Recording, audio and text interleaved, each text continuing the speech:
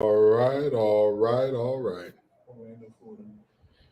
You know, looking at this game, I was told there was a curse in Winston-Salem.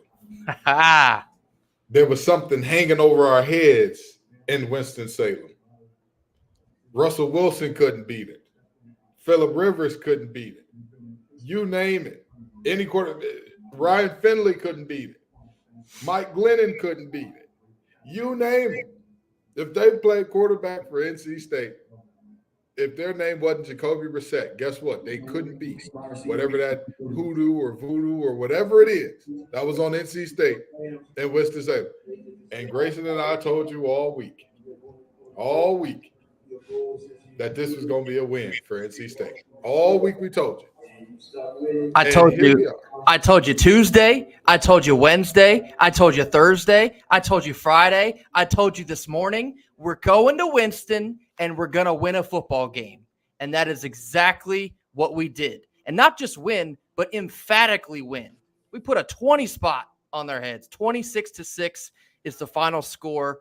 I needed to get that in here, Kenton. I'm going to give it back to you so I can get this link tweeted out. What a win. You're good. And I also want to comment on the fact that this game was a complete and utter domination. I know a lot of people are going to say, well, our offense didn't do jack diddly in the second half. You're right, but this is still a 20-point road win in the ACC. This is still a 20-point road win in conference. So while it may not have been perfect, while we may not have touched 50, this was an excellent win. Would we like to have seen Anai continue cooking what he was cooking up in that first half the entire game? Absolutely. Absolutely, we would love to see that. But a 20-point road win in the ACC when I believe NC State was what? 1.5, 2-point favorites in this game? We were 2.5 all week, and then about an hour or so before the kickoff, it shrunk down to 1.5. Ladies and gentlemen of the jury, my case is resting peacefully. It's got a Snuggie on. It's in a blanket. It's in with the plush pillows. You know, the ones you got to fluff every few days. Long story short, this NC State team went to Winston-Salem and handled business. And I'll tell you what, you cannot walk away from this game thinking much other than Dave Doran has elevated this program. I'm sorry, you cannot walk away from this game thinking, man, we still haven't won the conference. Man, this is still not. This is a game that had all the fixings to say, oh, NC State, you know what they're going to do. They got a quarterback change. Now they got an excuse. Oh, all these things are happening. Lo and behold, look what they do. 26-6, massive win on their senior day. We love to see it. Reverse psychology, Hudson. It's 3-0, baby. Well, you know, we wouldn't dare switch up after winning the last two with Clemson and Miami, and especially not coming into Winston. We had to exercise some demon deacons today, and we certainly did so. Over the moon with the win here. You know, what more could you ask of these guys after the week that they just had? The media circus surrounding MJ's decision on Tuesday, you had to assume on some level that had to be tough on Dave Doran in the locker room to try and keep guys motivated for such a tough test here on the road. Certainly didn't look like it affected them at all. Came out, hit Wake right in the mouth. Defense, again, you know, you had a fantastic performance last week against Miami, and I called that their best defensive performance of the year. I still think that's probably true, but another fantastic effort today and on the road. Taking the show on the road and shoving it to them. Excellent work. The defense is playing out of their minds right now. Wake Forest had absolutely nothing for them all day long. And, you know, I want to take this back to the conversation of, hey, this is a situation where we asked and begged for so long. If our offense could just give us something. They gave us 2 quarters of putting belt to behind. They 21 skunked them. If you were at home playing video games, pass the sticks, brother. You're down too much. It's over. And so, with that being said, again, would I have loved to see us throw a 40 or 50 burger on them? Sure, absolutely, that would have been great. But if ifs and buts were berries and nuts, squirrels would never starve. We live in the real world, and in the real world, we just got a real win of 20 points on the road in conference. And yes, this is not a great way for his team. Yes, this is not, Sam Hartman ain't walking through that door. Kenneth Walker III ain't walking through that door. A.T. Perry and company ain't walking through that door. But the reality is this is still a very quality win. This is still a team that is showing fight, showing grit, showing determination, even after yesterday's win by Louisville, or Thursday's win by Louisville, rather, all but eliminated us, or actually did eliminate us from conference championship contention, still showing up and showing out. Yeah, Jason, apologize. I can't be in a hot tub tonight. They actually haven't installed a hot tub in the Wake Prex box. I guess they're behind the times. Every school should have one of those nowadays. But absolutely. Something else I should mention here, NC State notches their 7th win of the season. If you go back to the summer, the over-under for total wins for NC State, 6.5. So if you had the over, like I did, if you believed in this team, like Kenton and I both did, you might have just cashed in tonight. I did. Just saying. Yeah, we both emphasized before this season started that was one of those Vegas giving away money moments, because I looked at this schedule and I wasn't expecting Clemson to be as bad as they've been at points this season. But with that being said, I wasn't expecting Tyler Van Dyke to be as bad as he's been for a good chunk of this season. But I knew that this team was going to win 7+. Like, that's not – looking at our schedule, I'm like, okay, Florida State isn't on there. There's no way that you can, say that, hey, this is a situation where we should be surprised to see this team get to 7. Excellent. And getting into this game here, good comment, 268 rushing yards. Would you believe that would have been a real stat before this thing kicked off? No. Unbelievable effort, especially from Armstrong. He had 96 of those and a touchdown.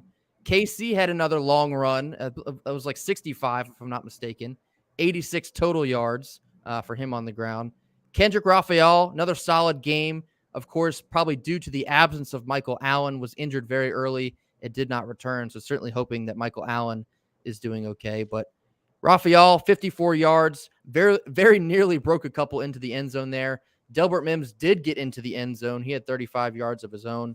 268 yards for a team that has struggled to find consistency all year long on the ground.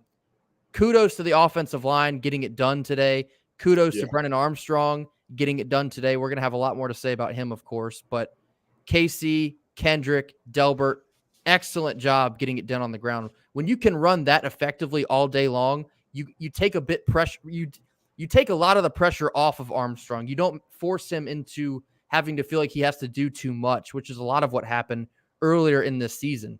If we could have ran like this earlier in the season, you wouldn't have had as loud of complaints as we did earlier in the season, because I got to stop saying earlier in the season. I'm too jacked up. I'm way too jacked up to be in a press box in Winston-Salem right here. I got to go find a hot tub, I think. But it makes sense. It makes sense. This is a very good reason to be jacked up. Again, this is a game that, if we're talking about NC State lore and NC State stuff, right?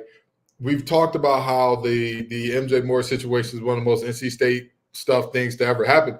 But let's be very honest about this, and let's be very clear about it. NC State stuff is not about the peripheral things. It's about what happens between the lines.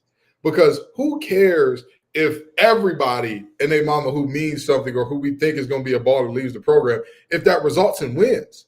Then what happens? You know what I'm saying? Like, what if that is the case? It's not really NC State stuff. NC State stuff is the actual losing of a game that is like, you should have won that one by a mile, but you found a way. You found a way to let the team down. And this one, Wolfpack showed up big time, jumped on them early, which, by the way, I knew in thinking about this game, I said, if NC State is to win, they need to put them to bed early. This is a team that doesn't have faith in themselves. And if you get into them early enough, they'll start making drastic changes, and they'll start doing things to show you we don't believe in the plan that we currently have rolling, which happened in them changing quarterbacks from Mitch Griffiths to Curran. I believe, was it, third quarter? No, it was much earlier than that. I think it might have been as early as the second quarter. Oh, so either way it goes, either way you cut or slice it. When you get a team to make those types of drastic changes mid-game, you can tell they don't believe. They're looking for anything. They're hoping and wishing and pulling and trying to get a spark anyway, anyhow.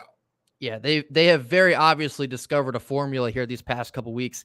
Get ahead and stay ahead. With the offensive struggles we've had all year long, if you can give your defense a bit longer of a leash, it pays immediate dividends. And it did again today with, just enough offense to be effective to keep your defense absolutely rolling.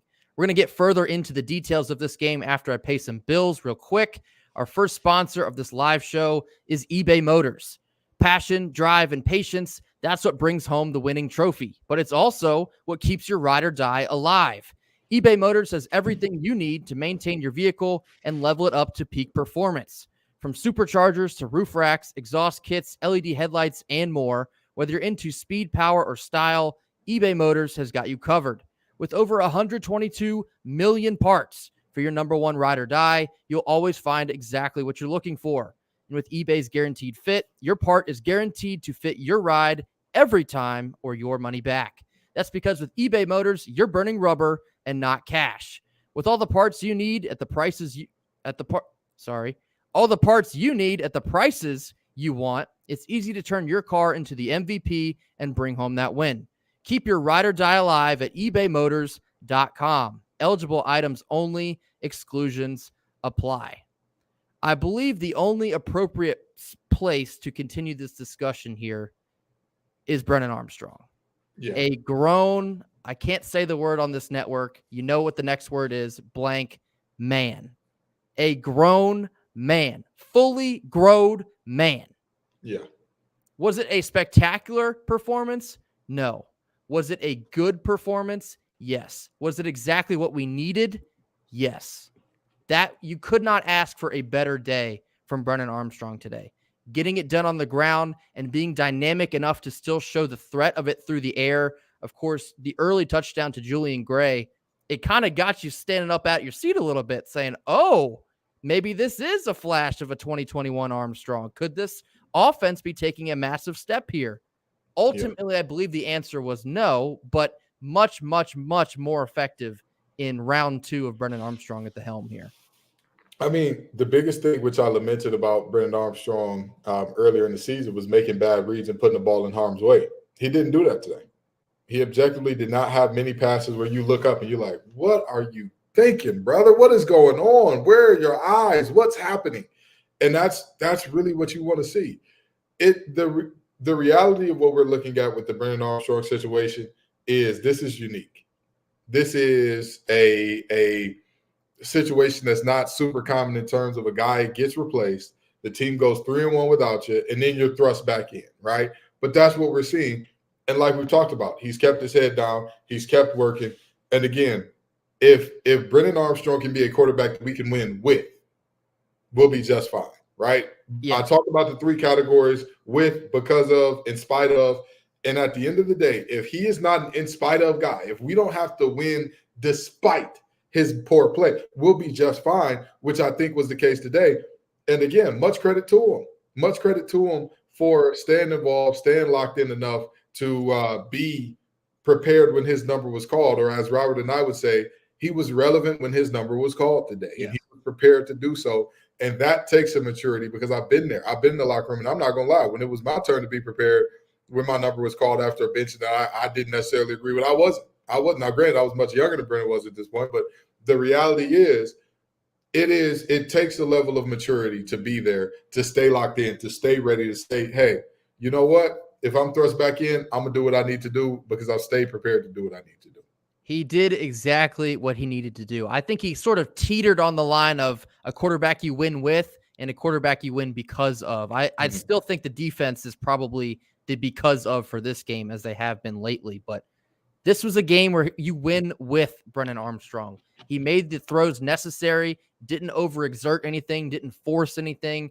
Robert and I was in his Louis duffel bag in this game. In the first half, creativity galore all over the place. Yeah. The different sets, different reverses, the trickeration to get the ball into Casey's hands earlier. You know, I mentioned a couple weeks ago that I had a fear that you'd be walking into kind of a very predictable offense because you only have KC.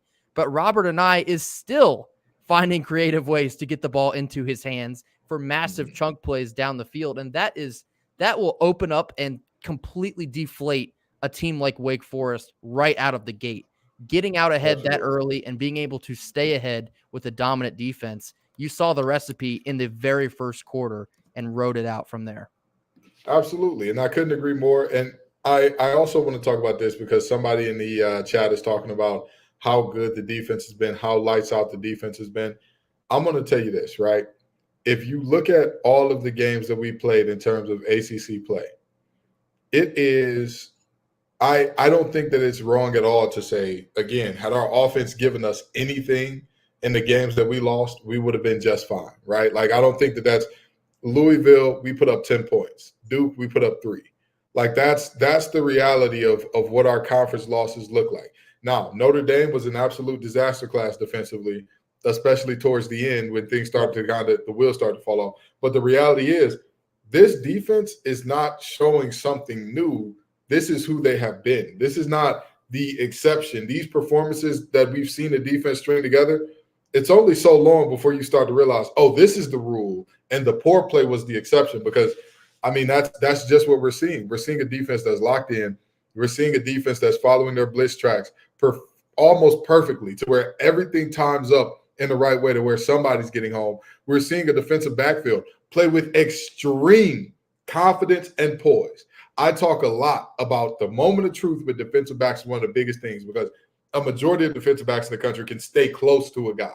But it's about what happens when that ball is in the air in the moment of truth. What do you do then?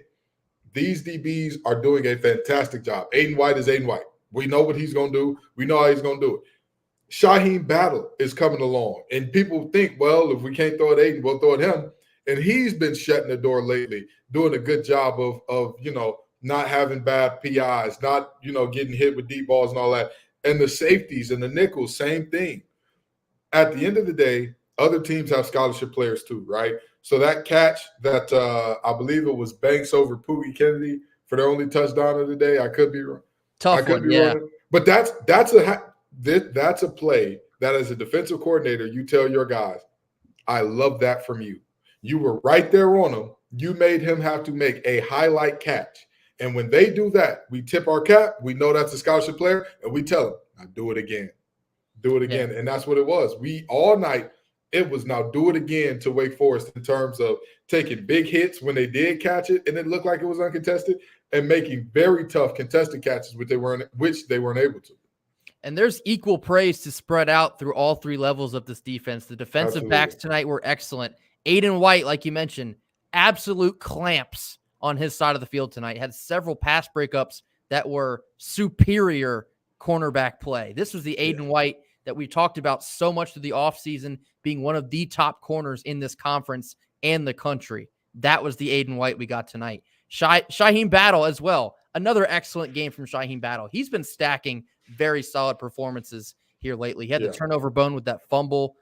Excellent job forcing turnovers in this game. Sean Brown had the pick. What more can you say about that guy, man? Sean Brown has been phenomenal. Sean Brown has been so phenomenal, man. What more can you say about the season that Sean Brown is having? A ball player, an absolute ball player.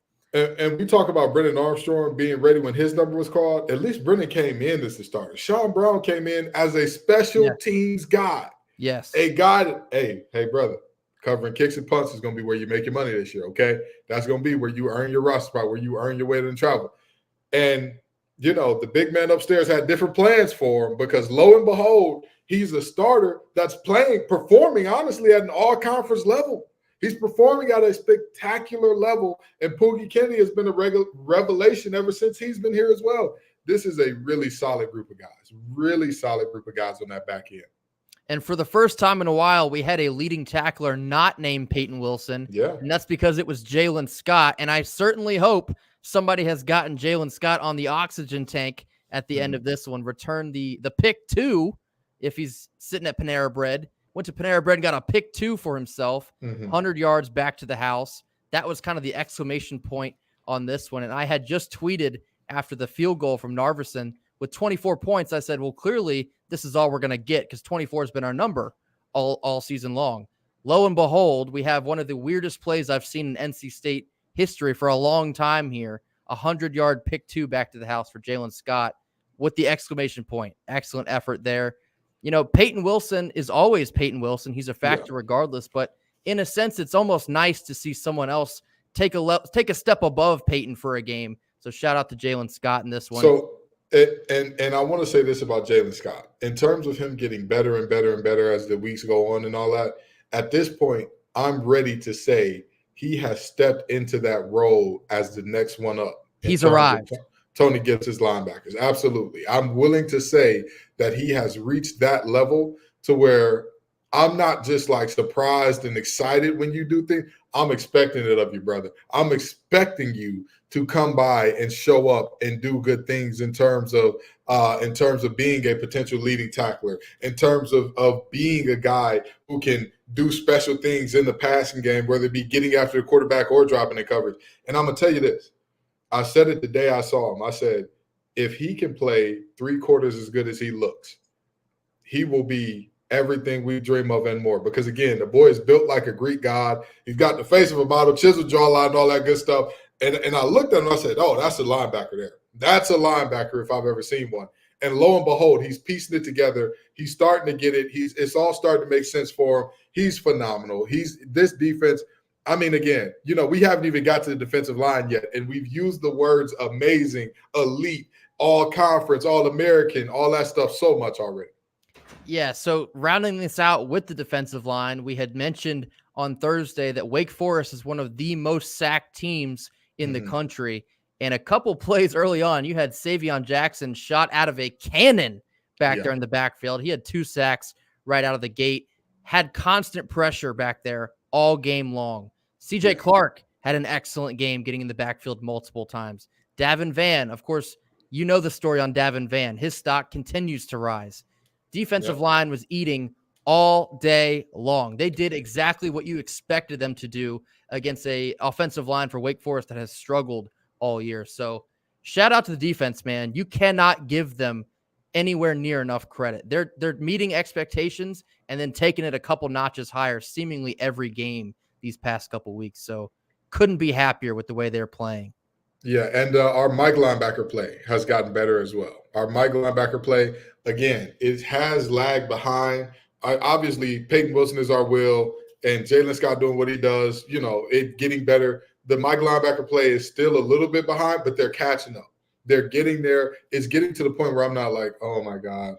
Oh, boy, Fortimer Betty's got that guy. He's going to be open. Oh, boy, this is the gap they're supposed to be in. The ball's probably going to find it. So, even the Achilles heels or weaknesses of this defense are kind of being grazed over because we're, again, becoming more fundamentally sound and knowing like, hey, this is the area teams are going to want to attack. And also the defensive line in the run game has made it a lot easier on the linebackers as well. So, this was a special performance by the defense. Just another one, in all honesty. I mean, this is a defense that has shown up again and again and again and made it so difficult for teams to score because I struggle to think to myself, when is the last time that we saw an ACC offense truly move the ball on this defense with ease? When's the last time we saw an ACC offense say, hey, don't worry about it. We'll go up and down the field as we please on this defense. It just hasn't happened very recently. And so, you love to see that. And actually, this comment here, this is a great point. Where's the attitude from this team been all year? I think maybe that was a little bit of the issue. I think, flip-flopping at quarterback earlier, I think some guys needed that spark that MJ came in and brought. And so with the recent developments this year, I think they've all decided, okay, there's too much going on here at the quarterback position. We got to rally regardless. We have to stay up regardless. And I think you really saw the guys step up to the plate tonight, bringing Brennan back in here, and you kept that same energy that we saw these last 2 weeks, and it is infectious. When you get a team like that, I said momentum is a hell of a drug last week. When you get a team that believes, regardless of who you're running out there, you can see it. The vibe is different on the sideline. The play is different on the field. You can feel the energy up here in the press box even. I was sitting next to Corey Smith for this game, and the whole time we're just like the speed. You saw a lot of the speed tonight from NC State. That hit that Betty laid on their quarterback. Shot out of a cannon. Savion Jackson shot out of a cannon. The offense of KC. I wish he didn't get caught from behind on that first run because I thought he was gone when he broke through there. The vibes are high. The vibes are high. They reached the pit against Duke. We all understand this. We're still climbing right now. Who knows where we could land at the end of this season, but stacking now 3 major wins here. You got another road game next week up in Blacksburg. That's going to be a big time test. They've kind of turned the corner on their season as well, but the momentum here is palpable. The buzz is palpable. You can feel it. It is infectious, and it is so good to see, especially here in Winston. 1,000%. 1,000%. So before we get out of here, I think they're looking to close up shop on me. Let's talk about the overall play, I guess, hold on. Let's talk second half. Let's talk second half because let's do it. You saw a little bit of the same offense and stalling out. And while it took me a second to work through that, because I understand, okay, if you could just dominate them as easy as you did in the first half, why on earth would you try anything differently here in the second half? Like, there's really no reason we didn't score 42, 50 points on them. That's why I tweeted at halftime, we might get a 50 burger in this game because the Wake defense has nothing for us. And to a certain degree, I think we just got right back into our conservative shell a little. Yeah. But as that game went on into the fourth quarter, it started to hit me. You can't exactly run the risk of losing Brennan. All it takes is one hit. And so as effective as he was in the first half, you can't afford to keep the gas pedal down, I guess, all the way. That's frustrating for a lot of people. I fully understand that. It's frustrating for me. I want to blow Wake out every single time we play him. I would love to put 50 on the scoreboard. But when you have legitimately nothing behind Armstrong, with all due respect to Ethan Rhodes, you have to game manage that. And I think to a certain extent, they did a pretty good job just running it up the gut with Delbert Mims, seeing what you can get.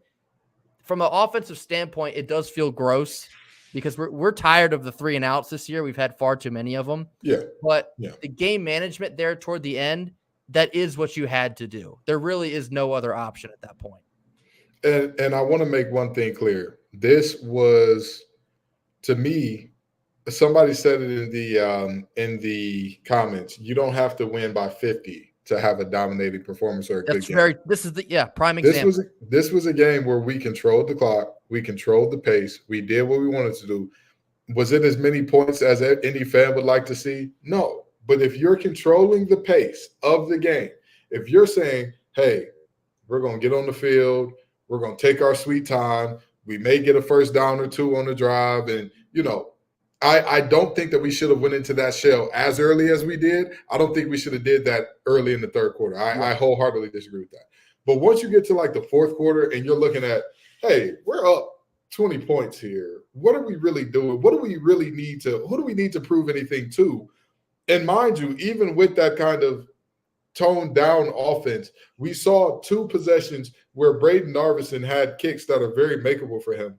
That just, I'm glad he made that third kick because I was about to say he's got the yips. He's got a little the yips there, but I'm glad that he made that kick that he did. The reality is this is a situation where we talked about the 268 rushing yards. This is where it matters. Yes. You don't have to be high octane and explosive to control the game. If you're winning by 20 and you're deciding, we'll make them stop us up the middle. And once they can do that, they can get off the field. But they couldn't do it. It wasn't a bunch of 3 and outs back to back to back to back to back. Them stacking our defense, having to be on the field a lot. Because number one, we were getting 3 and outs defensively. But number two, our offense was moving the ball. It's just it wasn't with the most creativity. And, Nye wasn't digging into the deepest part of his bag in order to call plays to get folks open and whatnot.